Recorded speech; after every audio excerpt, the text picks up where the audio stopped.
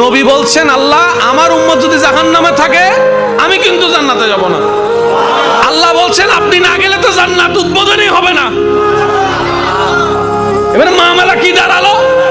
আল্লাহ পাক বলে যে আমি তাহকামুল হাকিমিন নিজেকে বলেছি, বিচার না করলেও তো জিনিসটা সুন্দর হয় না।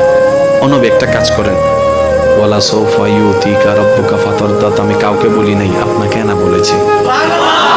ওমা আরসালনাকা ইল্লা রাহমাতাল লিল আলামিন, কারো সম্পর্কে নাজিল করি নাই, আপনাকে দিয়েছি। ওয়ালাল আখিরাতু খায়রুল লাকা মিনাল উলা, কাউকে বলি নাই, আপনাকে বলেছি। আর আমি আল্লাহ ভালো করে জানি আপনি হচ্ছেন উম্মতের দরদী নবী। আপনি নিজের জন্য কাঁদেন নাই, সন্তানের জন্য কাঁদেন নাই, পরিবারের জন্য কাঁদেন নাই, নাতির জন্য কাঁদেন নাই, যত কেঁদেছেন জীবনে সবকিছু উম্মতের জন্য।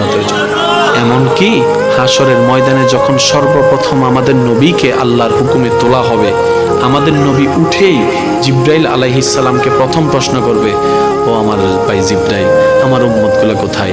আইনা